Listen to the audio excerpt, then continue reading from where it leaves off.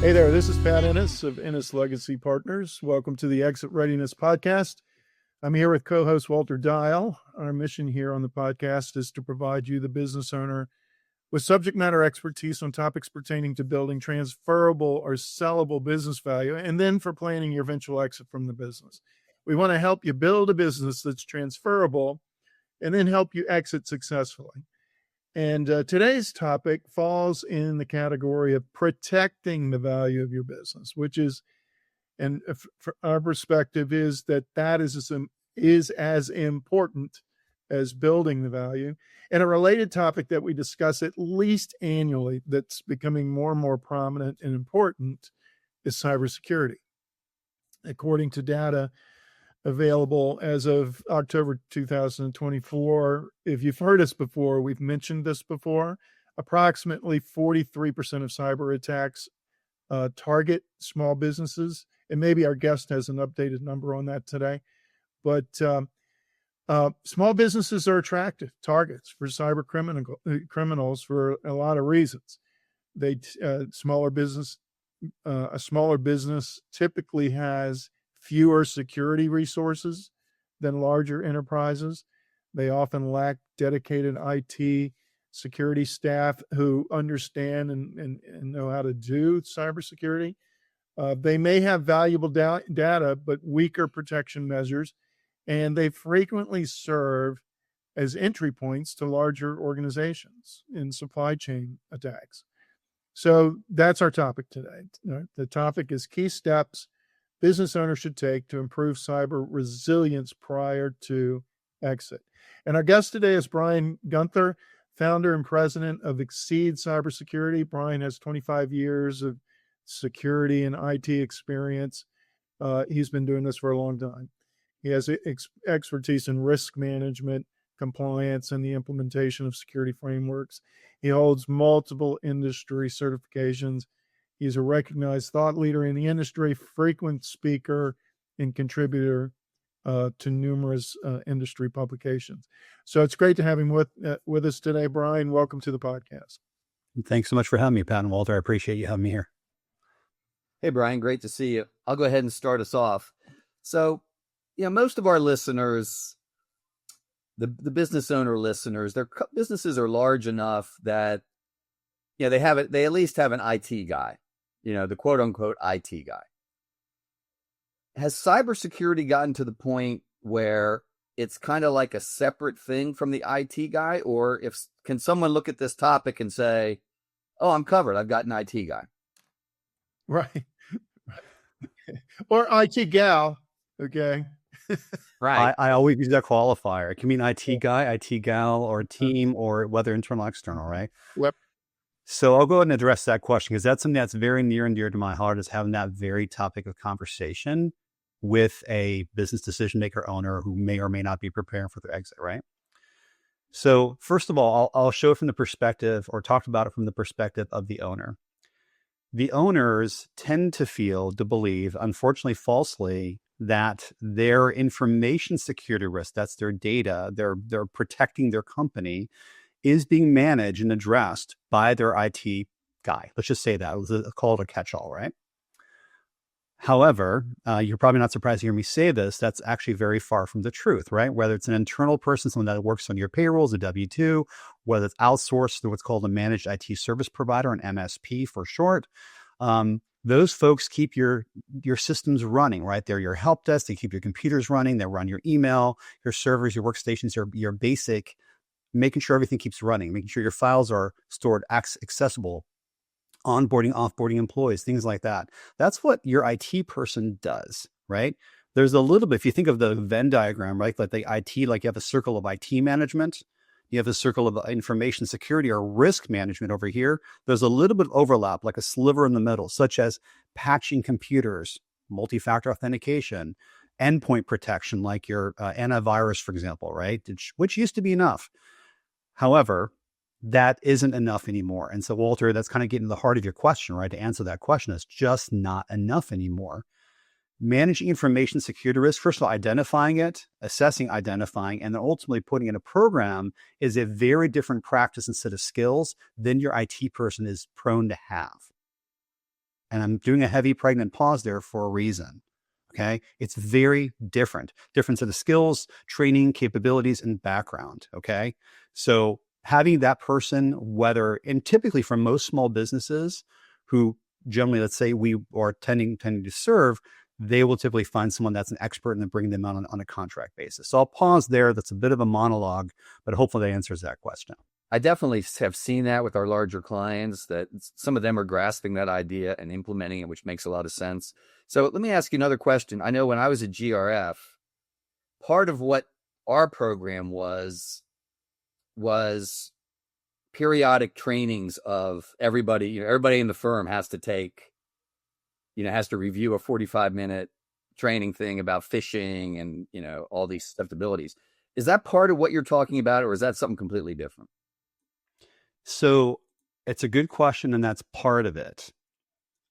And most people, I think, today realize, I hope they do, that your people are really your weakest link, right? You can have all kinds of protections and processes in place in order to kind of keep the bad guys out of what's called the edge, like the firewall, the edge of your network, right? Or other systems.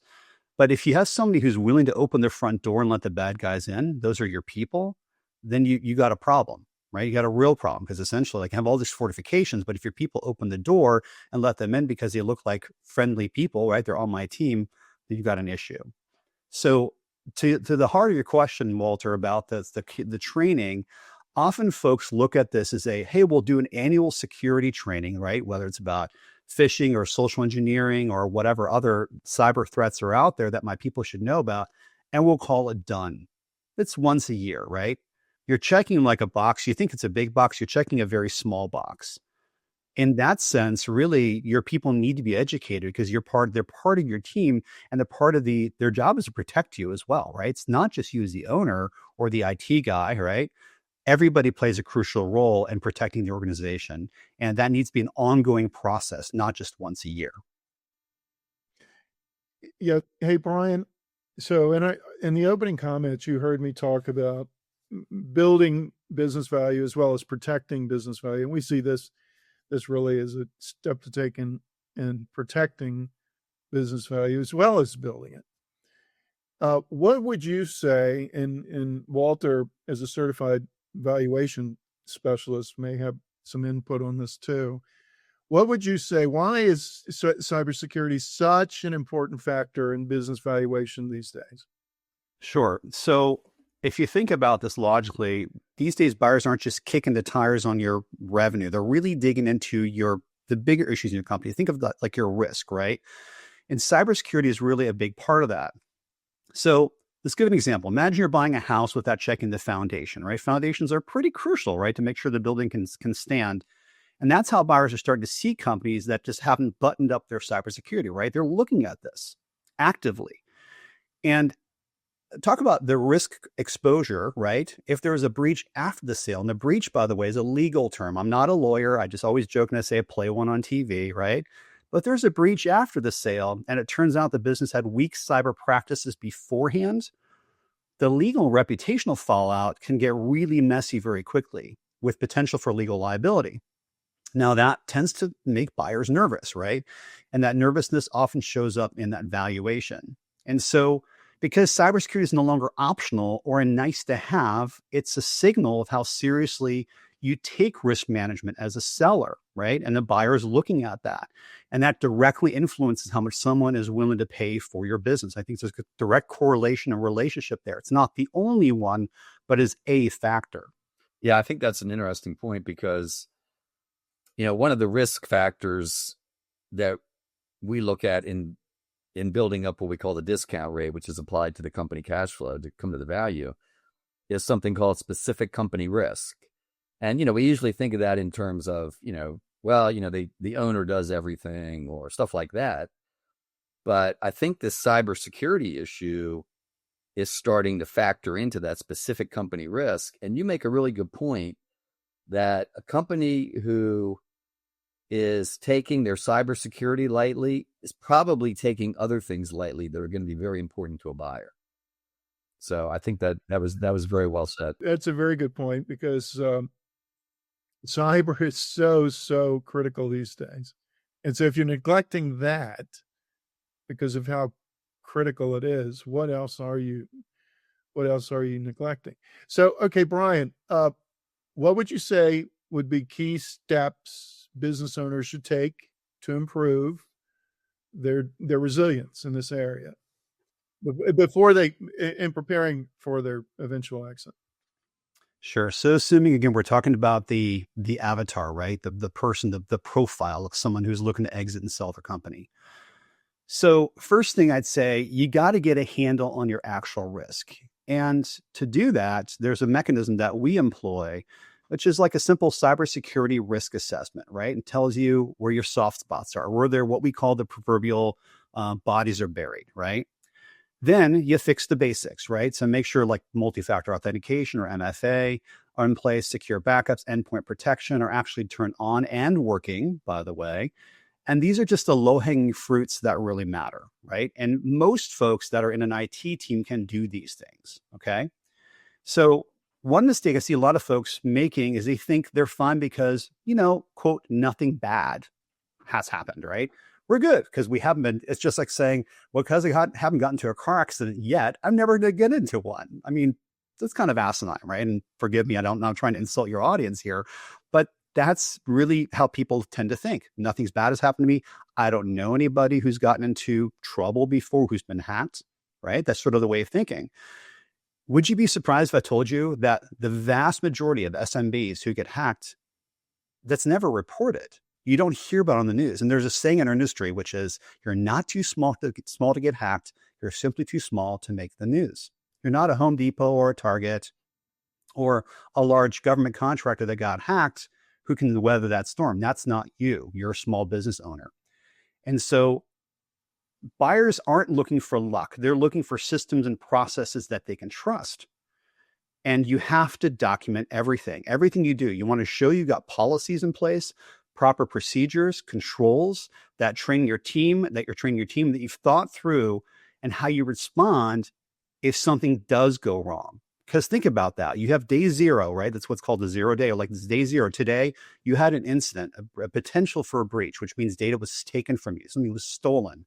That's a legal term called a breach. And it's all about proving maturity in the marketplace. If you can do that, you're really going to stand out. So, Brian, let me ask you something.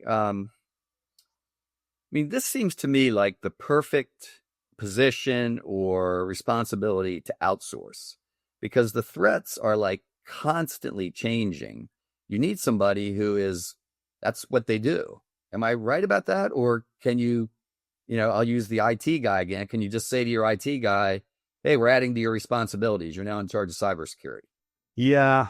Oh boy. I can think of a lot of phrases here. I'm going to kind of keep them to myself, but look, adding additional responsibility to your team that may not be prepared to do that and is not the right person is not a good idea. I'll speak to that. It's a good question. I'm glad that you asked it, because I want your audience to know, what should I do? Should I hire someone in-house? Well, it all depends. It depends on your situation. Are you someone with multiple, let's say, 300, 500, 1,000 W-2s? They're quite large and have a complex environment that really could benefit from having someone like a chief information security officer, a CISO is what it's called.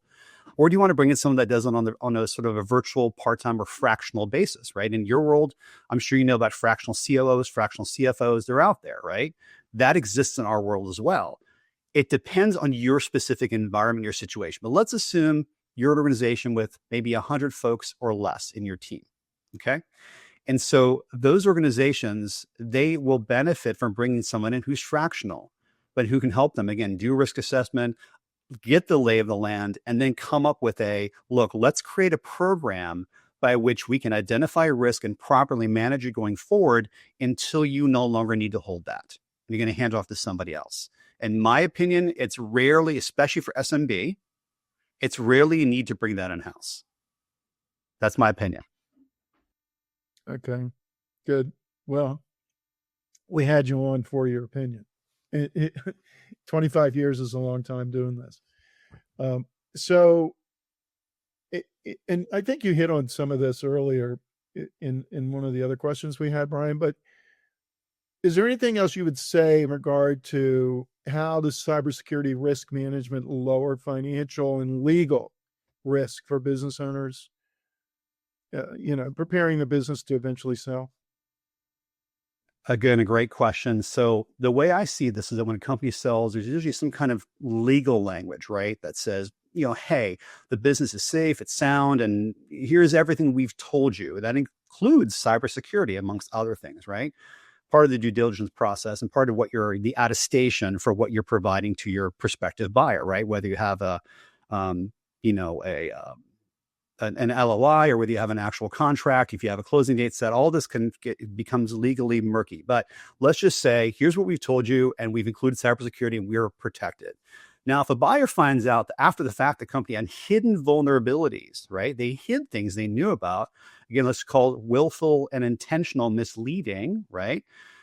Or worse, you knew about them and didn't disclose it. In that case, you can end up on the hook even after the deal is done.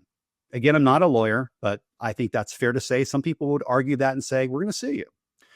And so let's not forget about this important word that nobody likes to talk about, and that's compliance. Let's talk about compliance for a second. There are more regulations now than ever. I think that's fair to say, like whether the Federal Trade Commission, the General Data Privacy Regulation, which is the EU, CMMC, Cybersecurity Maturity Model Certification for defense contractors. That's about to go fully live like this year. You name it, they're out there, right? So if you're not managing those risks through a compliance, let's say compliance regime effectively, and you could be facing fines and lawsuits or contract violations or having the regulators come after you. And the bottom line is really this: if you have strong cybersecurity and that you can demonstrate you're not leaving behind hidden landmines, your buyers will pay more for that peace of mind, in my opinion. Yeah, we don't want hidden landmines. That never turns out to be a good thing, it seems, in a due diligence process, where there's a very skilled buy-side team that's just looking at everything, and they find some hidden landmines. That never goes well. Okay. Walter, you have another question? Yeah. So Brian, just to show you how old I am, and Pat might be able to relate to this. You may not even know what I'm talking about when I say this, but when I was in college, cybersecurity meant not losing those little cards that you had to hole punch to run through. Punch cards. Oh yeah. I know these. Yeah. So that was cybersecurity, making sure nobody stole those. What do business owners have to look forward to as threats continue to morph and change? Yeah, what are the threats right now that you're seeing that they have to prepare for? Sure. Yeah. And yeah, by the way, I'm older than I look. I know I'm a visual anomaly, right? I've got this dark head of hair, but I got a gray beard. So I hope the beard shows all the wisdom. That's my hope. Maybe I'm fooling everybody, right? Honestly, the biggest shift that we're seeing right now is how cyber criminals are using AI to get smarter, right? It's not just a force for good. Unfortunately, it can also be a force for bad. And I've seen cases where deep fake audio tricks. So think of this as like AI using someone's an example or a sampling of someone's voice to trick someone to wiring money. They call them up or they play a recording and it sounds like it's John, the CFO, right? And it's like, hey, want to make sure that we're going to wire this information over, and they do it over the phone, right? They're using this fake audio recording that sounds completely legitimate because that can be done. Another big one, and Pat, you talked about this a bit earlier, is supply chain attacks, right? You might be part of a smaller grouping of organizations that are supplying someone upstream.Maybe it's a vendor or contractor, someone you're working with, and you're part of supply chain. You could be a jump-off point for becoming for a larger attack, right? You're a smaller business, and look, they know that you're low-hanging fruit, or that they're likely to be low-hanging fruit, right? And even if you're not the target, one of your vendors or again customers might be. So, and that could still land on your doorstep. So then there's this other issue of extortion, right? And you may not hear a lot about this, but you've heard of ransomware, right? You've heard of ransomware when the bad guys lock up your data and it can't be read, and they're probably going to destroy your backups in that process as well. Well, part of that scheme is an extortion scheme where they lock up your data, they destroy your backups, and they say, hey, we have your data, you can't have it back, but if you pay us a bunch of money, we'll give it back to you. Well, then you pay them and hope you get it back. And they said, well, now that you've paid, you can pay us again, or we're going to publish all that data, all your sensitive client data and internal information on the dark web, which is like sort of a like a black market, an underground black market for illicit gotten data, right? And so these attackers are stealing your data and threatening to post that online. That's a whole new level of pressure. And kind of to finalize my point here, with hybrid work, a lot of people working from home, right? That's, especially after COVID, that's a big deal now.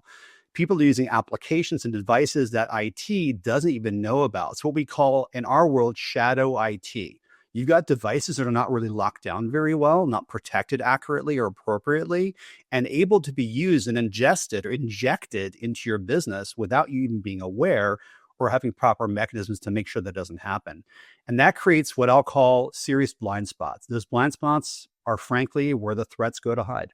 What about, because we've heard this before, we have a Mac environment. So we feel, I don't know, there's some kind of inclination there or implication that a Mac environment is safer than and harder to attack than a PC environment. Would you have any comments for folks on that? Be careful. I always say landmine. Just because that's what you hear or think, it doesn't necessarily mean it's true. Macs can be locked down in such a way that it makes it difficult for software, for example, to be installed on it, by your users. But they're also more difficult to manage by the company, right? There are tools you can use that are third party that are not native, but Macs are not intended, were never designed or intended to be corporate devices. They're really meant for people that are enthusiasts, that are kind of cutting edge, that want to do video or photo production, that want to do maybe podcasting or streaming, or gamers or whatever. It's also very cool to have a Mac, right? To have an Apple device. I have an iPhone, right? I have an iPad, but I don't have a Mac laptop. I have a PC, and there's a reason why. PCs, while there are many more of them, and because of that, the attack surface is far greater. The attack surface is the way in which the bad guys can compromise you. There's more ways to protect those. But because there's less Macs, you could make the claim that they're less prone to being attacked because there's less of them. But don't think it makes you safer just because of that. They're not impervious to attack. Any last thoughts or words of wisdom for folks who are listening as we wrap up? Yeah, specifically considering your audience, guys, I would say don't rest on your laurels. Make sure that your team understands where the bodies are buried, and that cybersecurity maturity and awareness is an important aspect of planning your exit, right? Because ultimately that's why we're here. We're here to build our businesses, to have a good exit, and perhaps it's for legacy reasons, perhaps it's for others, whatever it might be. The objective is that, and be aware of wherever the hidden trapdoors could be. Cybersecurity is one of them, right? Do a risk assessment by a third party who knows their stuff, right? Get a recommendation, whether it's someone like Exceed Cyber, our company, or whether it's someone else. Get a third party risk assessment and identify what those things are and start working on them. I do believe wholeheartedly you will have a better, less painful exit and potentially less risk long term if you approach this in that way specifically. All right, fantastic. Great job, Brian. Thank you so much. Thanks for joining us today. Is there anything you'd like to promote? And then two, if folks want to contact you, how can they do that? So 2 questions. Anything you want to promote, and what's your contact info? Sure. Thank you for asking. So if anyone is interested, I actually have a talk I do about this for cybersecurity in general. If anyone's part of an association or a group of business owners, and you're looking to bring a speaker on board that has a really engaging 30-minute presentation, I can do that.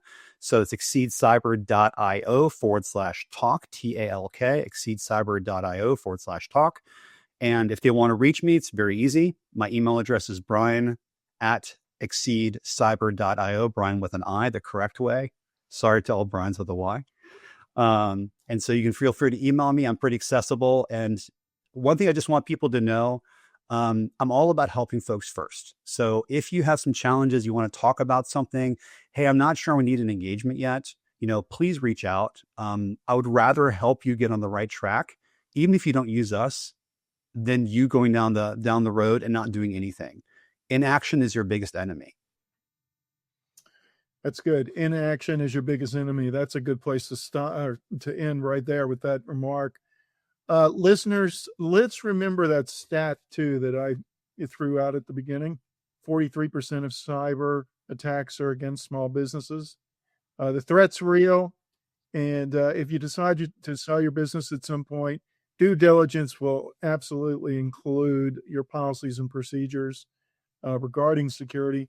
So let's get that third-party risk assessment and look for those hidden trap doors. We would strongly encourage you to seriously consider Brian's recommendations for next steps. Reach out to him for help. And if you want help in maximizing the value of your business or protecting the value of your business and planning for that eventual exit, contact us here at Ennis Legacy Partners for an exploratory conversation. You can reach out at our website, ennislp.com. Thank you for listening. And if you've benefited from today's episode, please consider liking it and then sharing it on social media. Until next time on the Exit Readiness Podcast, this is Pat Ennis and Walter Dial signing off.